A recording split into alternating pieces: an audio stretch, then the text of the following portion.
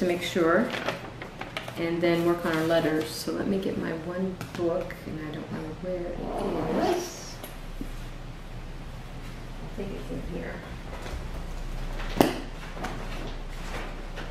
Okay. Someday it's going to become a book. Okay, I'm just going, oh, and I have my cards too. They're over. No, I don't have my cards. Take that back. I'm having my cards laminated. I just want to go through this. I'm going to tell you a letter, and I just want you to tell me how many sounds, and then tell me the sounds. Sorry, I'm not bringing the book today. That's okay. You don't need to. We're not going to need to write in it. In the office, and then I'm late. That's okay. We're not going to write in it today. I want you to try and do it without the book, because I want to see how well you do. I guess I can use these right here, even though these are not good anymore. I've changed them so much that these aren't good, but we'll use these. Okay, EA has 3 sounds. Do you remember the sounds? No book, no book. A. That's the 3rd sound. The first sound is E. F, and then A. So the first sound is E. What I do is I think of between, after a long E is a short E. So E, F, A. So that's how I think of these. So EA has 3 sounds. E, F, A. Okay. IE has 2 sounds. Gotta make sure that I get it right, because I've changed the sounds around.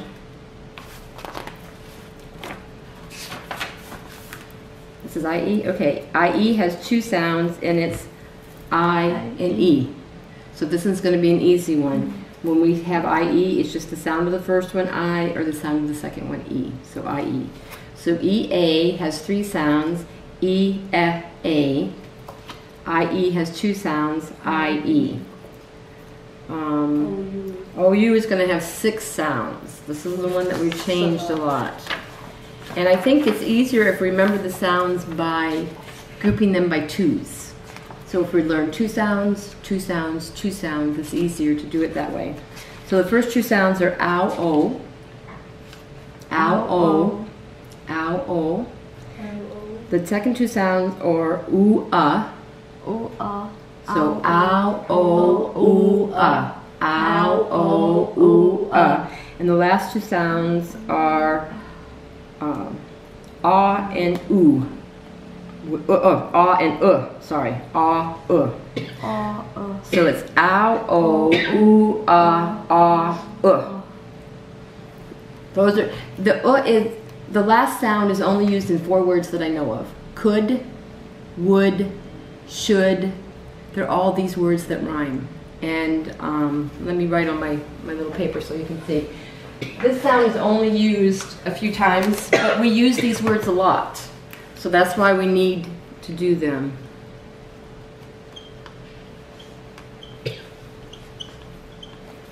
Okay, we use these words a lot. They say so this is would, should, and could. Those are words we use a lot. There's only 3 or 4 words that have that sound, but because we use them so much, it's important that we include the sound. So would, should, could. Would, should, could. Would, should, could. Okay, so that's the last sound of OU. Also, when we're doing that, the L is silent. So we're just saying k, d. The L is really silent in these. We have to keep it there because that's how we spell it. That's how our eye sees it. But when we're pronouncing this word, k, could. Some people try and put that L in there and it gets confusing. Yeah, that's what they try and do. So in these 3 words where the OU says the L will be silent. We're going to keep it in there because that's the way to make the word spell right. Because spell check would take that and say, oh no, wrong word. But it is would, should, could. I think there's one more and I don't remember what it is right now. But those are the only 4 sounds, only 4 words that have that sound in it. So OU has 6 sounds. The first 2 are the most used the most often, and they're ow, o. So ow, o, L O oo, O and then ah, and then O L O U O U. Yeah. But these three are here. So this is one we'll have to work on a little bit more because we've changed this one. But that's the way that went. Okay. Now these two, I don't know if, yeah, I have them both together. Okay. These two say the same sounds. Okay. One is EI, one is EY. The problem, where it gets confusing is you have the IE. This is just backwards from that. So it makes it, when you're trying to remember, it makes it a little bit confusing. But this is what helps me, and I don't know if it will help you or not, but what helps me is EI is the first two letters in the word 8. EIGHT, the number 8. So that's how I remember that this EI is different because it is spelled with the word 8. So I don't know if that will help you or not. As an American, knowing 8 very well, that helps me to distinguish between the two. But for you, I'm not sure if it'll help or not. But the two sounds of these are A, E. A, E. A, E. So this one is A, like the word pray. Not this kind of pray. There are two prays. This is the kind of pray where you pray to God. But this is the kind of pray where an animal eats another animal. The animal that is being eaten is called the prey. Okay, so pray and pray. They're said exactly the same, but they're going to have a different meaning. So EA, EY, and EI both say AE. And then the E is easy because it's the first letter of the phonogram. But when I look at this, I think of EY because they're the same, and sometimes Y replaces I. So I think, okay, I associate these together because of that. Then I remember that EI says A in the letter A, in the word 8, so it's AE, AE. AE. Sometimes when you're learning things and you have to make connections, and the more difficult something is, the harder it is. When something's difficult to learn, it's hard to make a connection with it. And so my phone number, for a long time, I didn't know my phone number. So I wrote it and put it on the back of my phone because I couldn't find a connection. I couldn't find a way to help myself remember it. But then when I was talking to people about it, I noticed the connection. The connection is, it starts off with 17. If I double 17, it's 34. The first three numbers are 17. It ends with 34 with a 9599 in the middle. So once I made that connection, once I found a way for my mind to remember it, I know my number now. So what you're going to have to do for these words is make your connection. I'm telling you my connections, but my connections are not good connections for you always. You're going to have to look at them and you're going to have to find your connections. And that's the one thing we need to teach people in Cambodia, and we need to teach people all around the world, is how your memory works. And you have to learn to make your own connection. God makes each of us unique. He makes each of us where we have our own connections. My connections won't be your connections, but both connections are right. Whatever works for you works for you. That's the way God made our brains. So you're going to have to find your connections. I'm telling you mine just in case they help you. But mine may not help you. This one, when someone told, I couldn't find a connection for this one. But someone told me the connection of, they both say the long name, except for there's a short E, so E-F-A. Now every time I see this, I've made that connection, so I never forget this one now. But you're going to have to learn to make your own connections. I will tell you mine, but if mine don't work, that's okay. You make your own connections. And that's the thing, what we're going to have to do with these. There's about 8 of these sounds that are very difficult. You're going to have to find your connection with these, okay? So I'm going to tell you what my connections are, but my connections may not work for you. But my connection for here is, I know that I and Y are very similar in English. So I associate these two together just because I know that there's a Y that ends here and I ends here and Y ends here. So that's how I've made my connection. And then the other connection, I've had to have 2 connections for this one. This one is difficult for me, so I've had to make 2 connections. The first connection is tying the 2 sounds together. The second connection is what the sounds are. And the way I did that is because I know 8. So those are my connections. But see, this one, I remember that this is the opposite because the I is not at the end. So I know it says I-E. So those are just my connections that I've made, and I'm still processing the connections because I still have to look at it and think for a second, what is my connection? Oh yeah, and then I can say it. But pretty soon, this connection is already made in my mind. Every time anyone shows me this, it's automatic. This is becoming automatic. So as you find those connections, that is what's going to happen. And that deals with any kind of learning that you do. You have to have connections. Somehow your brain has to put it together. And once your brain does that, then you don't forget. But somehow you've got to make those connections. So those are those.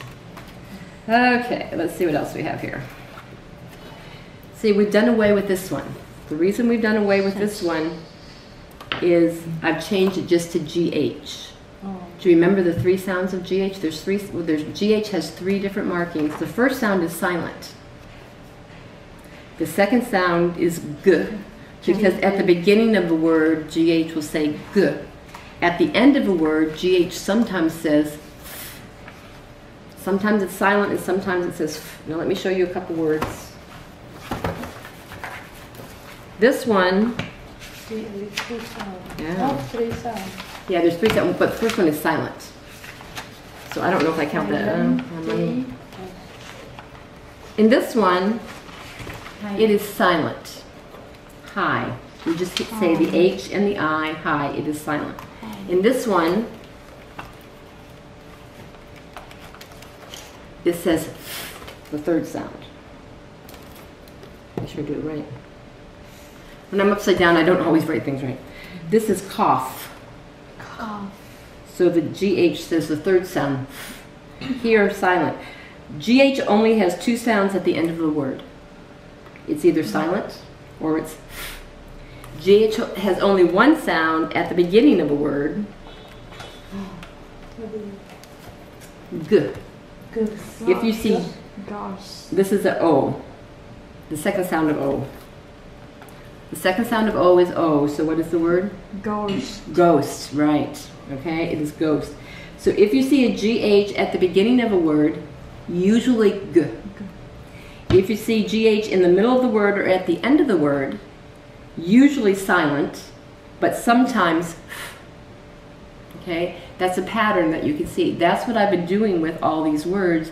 I've been reading words and I've been looking for patterns. And as you look for patterns, that's how I can teach you how to do things. But from the experience that I have so far, every time I have seen GH at the beginning of the word, it is always G. When I see GH in the middle of the word, it is usually silent. When I see GH at the end of the word, it is usually silent, but sometimes F. So that's just the way that I remember. I try and organize things in my mind so that my mind does all of that just when I look at a word. Our minds are amazing. They can do all sorts of things. Just by looking at a word, my mind, everything that I told you that I said out loud, my mind does. And then I say the word properly. So that's why I like this system, is because it kind of helps me think through the way that my mind works and helps me come up with different things. So that's where we have changed this one. So we no longer have an O-U-G-H like we used to have. We just have the G-H. Because usually G-H is silent. Sometimes G, sometimes F. So those are the words there. Another one we have is O-O, 3 O's. O. O. O is easy because you see 2 O's. When you see 2 E's, it's E. When you see 2 O's, it's O. That's the easy one. The 2 that are hard are the oo and the We'll have to. I have not found a way. My mind hasn't found a way yet to connect those. I'm still thinking of that.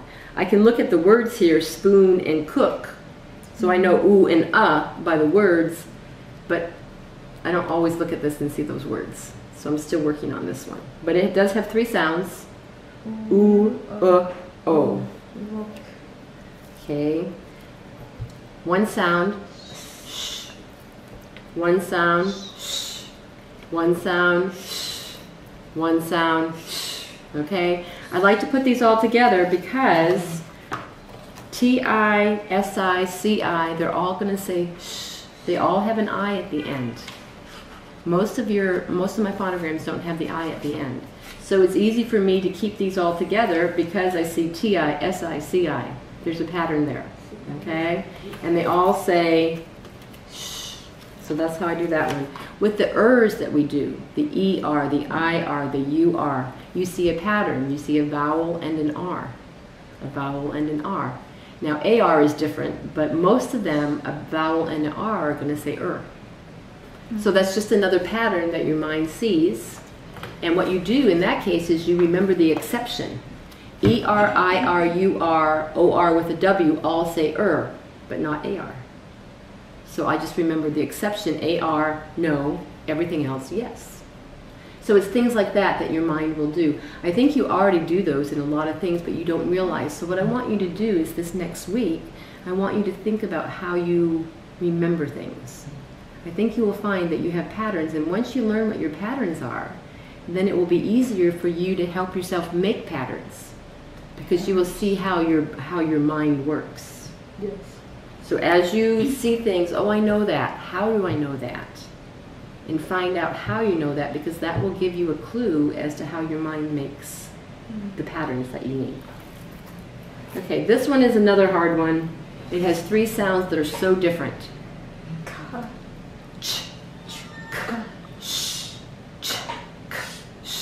Sh is the last one, and it's the same sound are these, the sh, but with CH is only for French words. That is all. Everyone else in the world says CH either K or Ch, but the French say it sh. So whenever I see a CH, and I just have to learn the French words because there's not really that many where CH says sh, but chef is an important one. And so that's why we have to remember it. But usually ch and then k. I is a consonant or vowel? Vowel. I is a vowel. There are, what? Okay, there are 5 vowels, A, E, I, O, U, and Y. Well, really 6. Vowels always have more than one sound, always. Most consonants have one sound, but vowels will always have more than one sound. So whenever you see a vowel, you have to think, oh, more than one sound, how many more? That's really what you do. I has there's 2 vowels that have 2 sounds, I and E.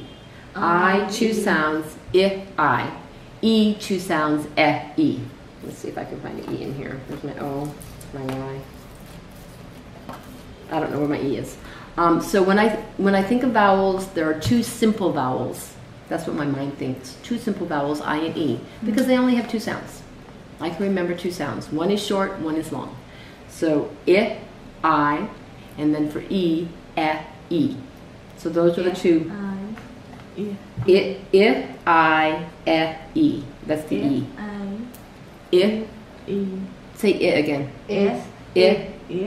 You're putting a little something on the I. I can't tell what it is. Make it short. Try and do it real short. Yes. See, when you do it like that, when you repeat a sound many times that's short, that part comes off that you're not supposed to have on there. I've got a lot of students now at Phnom Penh Bible, and they're having a hard time, and I can't even remember what it is, but they're kind of putting 2 sounds together. So what I make them do is just say the sound, we do it, because pretty soon that part comes off because they have to keep up with me, and they have to do it fast. So that's the only way I found to make that work so far. There's got to be a better way than that. But I has 2 sounds, I. You got the S on there again.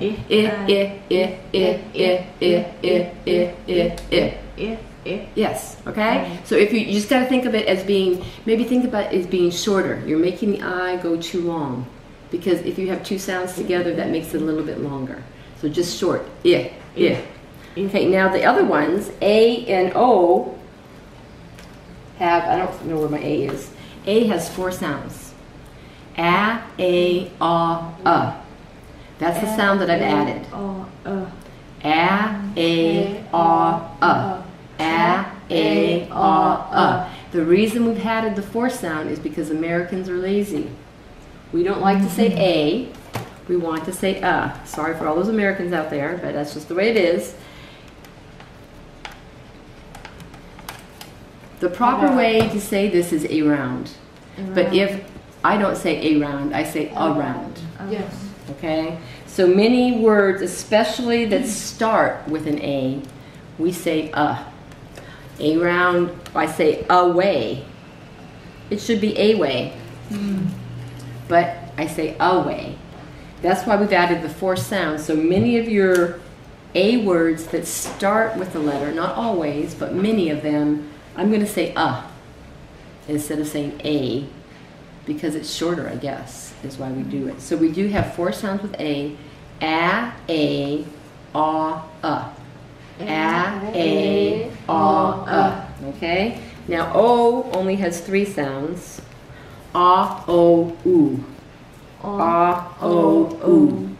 A, O, oo. This is fairly easy for you because you've been saying this one for months now. So this has got a pattern in your brain. You know O.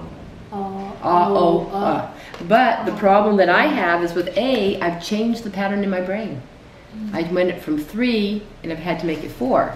So it's a little bit more difficult for me when I'm thinking of A. In fact, the very first day I was in class at Phnom Penh Bible, I told them A has 4 sounds. We went through the 4 sounds. And then later when we reviewed, I said A, 3 sounds, A, and they looked at me. I thought, oh, yes, it has 4 sounds. So when you're learning something new, when you've learned something, and you're learning something new, it becomes a little bit more difficult because you have to change a pattern in your brain. My brain had already had a pattern for 3 sounds for A.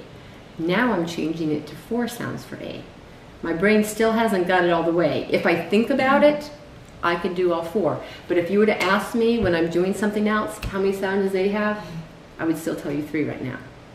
But it takes a while for you, and that's the part that makes me feel so bad for people in Cambodia, or for even other countries for that matter. When you've been taught wrong, you have to relearn what you've been taught. And that makes double work on you. Because you learned it wrong the first time, your mind says it wrong, now you've got to learn it right, so it takes double time to change that.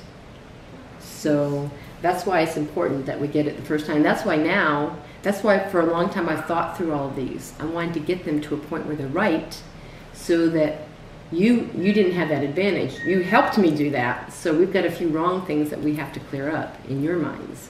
But now the rest of the people will have it right, and they can learn the right way the first time. So that's what you do, is when you do a work, they call it a work in progress.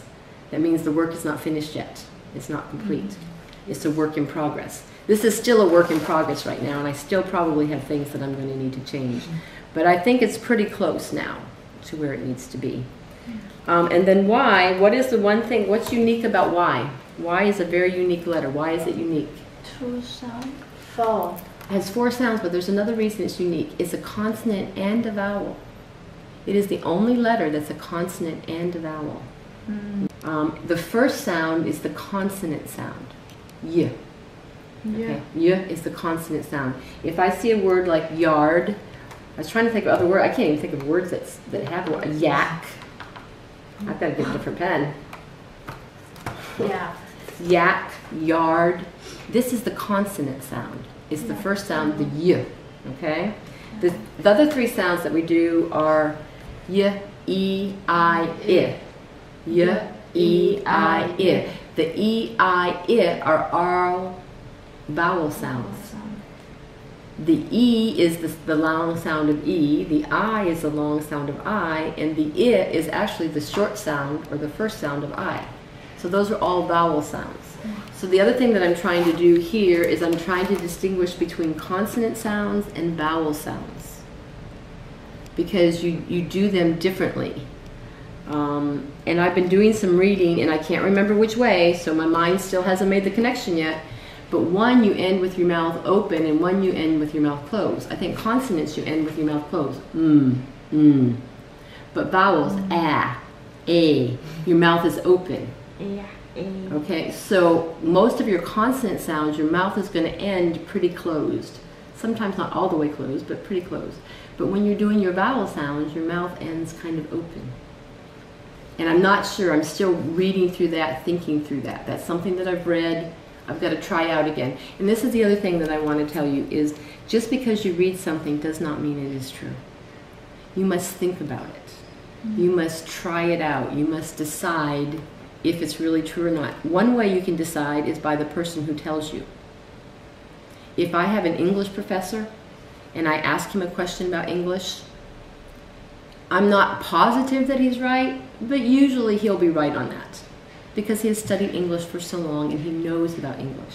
But if I'm going to ask a math person about English, maybe they know, maybe they don't know. So one thing is to look at where you get the information from.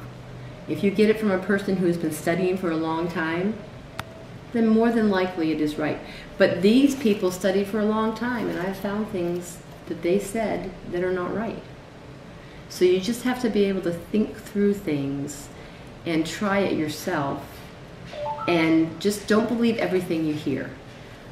Too many people, just because it's on the internet, they think that it's true. Just because it's in a book, they think that it's true. I could write a whole book with everything in it that's false, and I could publish that book and people would buy that book, but that doesn't mean that it's true. So that's the other thing that I think is an important thing wherever you go, and the one thing that I try to teach my children is to be thoughtful. Think about it. Don't believe it just because someone says it to you, and don't not believe it just because someone says it to you. If I don't like you and you tell me something, I tend to not want to believe it just because I don't like you. That has nothing to do with the information that you gave me. So we have to kind of separate out the person from the information. Sometimes if the person is very studied a lot in one area, I might give him the benefit of the doubt and say, well, he's studied a lot, there might be something I don't know. But just because I don't like the person doesn't mean I should ignore what he says, because many times they do tell the truth. Okay, let's see. Let's do the consonant sounds. We talked about vowel and consonant. Yes. Most of your consonant sounds only have one sound. B, one sound. What is B? B. B. C, two sounds. D, how many sounds? D. D. One. D. The F, one. And some sounds are very quiet. They're hard to hear. The F is a sound like that. I'm just kind of blowing out air, and it's not easy to hear. So F is a quiet sound. G, two sounds. G, G, G, G, G. H, one sound, but again quiet. Okay, H, I. J, one sound. J, J, J. K, one sound. L, one sound. M, one sound. N, one sound. M, N, O. P, one sound. Again, quiet. So we've gotten 3 really quiet sounds so far. And that's what I do. Sometimes I will run through the whole thing listening for just quiet sounds. I want to be able to tell you how many sounds are very quiet. Another time I will go through all the sounds and I will look at where my mouth ends when I'm done saying it. My mouth is closed. My mouth is closed. My mouth is closed. So what you do is when you're thinking through the things, sometimes I think about different things as I'm doing it. Sometimes I'll think about how many sounds.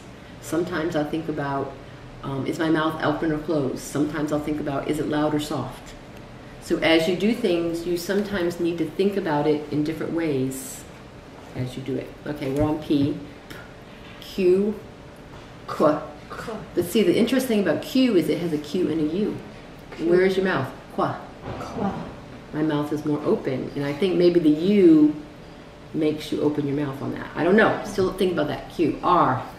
Two sounds. R, R, R, R. S, two sounds. Z, Z. Yes. T, one sound. T, T, T. U, no. V, That is the one that everyone, all of my students get that one. V, V, W, W. But see, on W, my mouth is open. Yeah. So that kind of makes me think, well, maybe it's not a vowel thing. Maybe it's something else that makes your mouth open. X, X, X, Y, we talked about that, all of them. And then Z, Z, Z, Z. Okay? So that's what I do is when I've read that someone told me your mouth is open, your mouth is closed. I read that. And I read it on an English website, which means it should know what they're talking about. But then, because of the in-depth study that I'm doing, I don't take their word for it. I have to try it out myself. I think I will find a pattern there somehow, but I'm not sure what the pattern is yet. Okay, I think we've done all the sounds. We did the ers. We did most of the vowels that are difficult. Okay, we're going to go on to the writing. Let me put all these away. I've made new cards now, and they're orange with all the right things on them, and they're being laminated right now. Oh, the one thing we didn't do is this. I found something about this that I wanted to tell you. I may have told you last week. I don't know. 3 sounds for ed. Ed, d, t. Okay. Ed is always used when there's a T or a D. If a word ends in a T, want, it's ed, wanted. If a word ends in a D, and I can't think of a word right now, if it ends in a D, grade, grade ed. So if a word ends in a T or ends in a D, it will always use the first sound of ed, always. So that's another pattern that we can count on. I went through a whole long list of words, and I tried it out. And all the words that I tried it out on, they fit this pattern. Now we have the 2 sounds left, d, t. Someone gave me a list of those things, and I'm still working on that. So, but the reason ed and the reason s becomes a problem is you use it a lot. Ed makes everything past. S makes everything plural. So you use those a lot in the English language, and there's more than one sound for each of those. So that's why those are probably more difficult than anything else, because they are used so often and they vary so much. So of all the sounds that you have, the 2 sounds that are hardest for you to pronounce are TH and V. But the 2 sounds that are hardest for you to distinguish, try to decide how do we sound it, are ED and S. And the reason is because ED makes it past and S makes it plural. So any noun, you can make plural. 1, singular, 2, plural. That's why the S, the S, and the Z, that's why that's a very difficult one for doing that. Okay, that's the other thing I wanted to tell you. Now, I started looking, I was thinking of trying to think of just some things that would make it easy for you. You need some things that are routine, some things that are always the same, that you don't have to think about. Just like your mind, you're just going to say, okay, I'm going to always close with this. I'm always going to start with this. If they say this, I'm always going to say this. And that way, there are many things that you won't have to think as much when you write an email, because you will have things that you're always going to do all the time. So one thing that you're going to have to decide on is one closing. It doesn't matter which closing you have, but you don't want to have 2. Thank you, best regards. That's really 2 closings. Okay? So you want to, if you want to say best regards all the time, if you want to say thank you all the time, choose one. You know, and that way you don't have to decide ever again what you're going to do. You're going to close it the same way. Best regards might be the better one. Thank you infers that they've said something that you want to say thank you to. I don't just say thank you all the time. So you guys will have to sit down and decide what is the best way to close. What is the best way to open? Some say dear. I think most of them said dear. A couple said just the name. I thought, but maybe I'm wrong with that. No, they all say dear, so that's good. But this says hello dear. Okay? So if we start off with the same thing always, then that makes it easy. Your beginning and your ending are very easy for you to do. You won't have to think about those. A lot of times we have to say, where is the one? Thank you for your reply. We've already talked about that. Replies is not right, but thank you for your reply. So that is something that maybe can be, if they have, the first time they have talked to you, it's not a reply. If I contact you for the first time, it's not a reply. Reply means you've contacted me, we've gone back and forth. Yeah. Okay? So thank you for your reply is probably good in most situations, but the first time you've met a person, it is not a good thing because they haven't replied ever. So you may want to think about that. Or thank you for your interest, thank you for your inquiry, thank you for, I was trying to think of easier ways. Inquiry is kind of a long word. Thank you for your request, maybe. You know, so if we can think of things like that, that's going to make your writing a lot easier because there are things you're not going to have to think about. On this one, the property you are interested in is not available. That might be something that you'd have to say a lot because things get rented all the time. So you may want, here it says the property that's you're interesting is not available. So if we take this line and we make it the property you are interested in is not available, if you keep that word, if you keep that sentence there, your mind pretty soon after you see it many times, your mind's going to automatically do it the right way. But what you need to do is you kind of need to have it there, you need to read it, and then you need to write it down. And sometimes if you read and you write at the same time, it puts things in your mind a little bit faster. So maybe that's a sentence that you'll want to keep when people write to you and the property is not available. Know that that is the one sentence that you will say. And they say, but we can help you find something else. Or we would love to help you find another. See, this time they told you 3-bedroom, 3-bath. We can help you look for another 3-bedroom, 3-bath service apartment. So instead of making it a negative, it's not there, say, yeah, that one's not available, but there's a lot more that are available. So let's see if we can look at those. So these are, I'm going to let you take this so you don't have to write them all. But that might be something. So if we can sit down and think of things like this. And then another thing here, we were talking about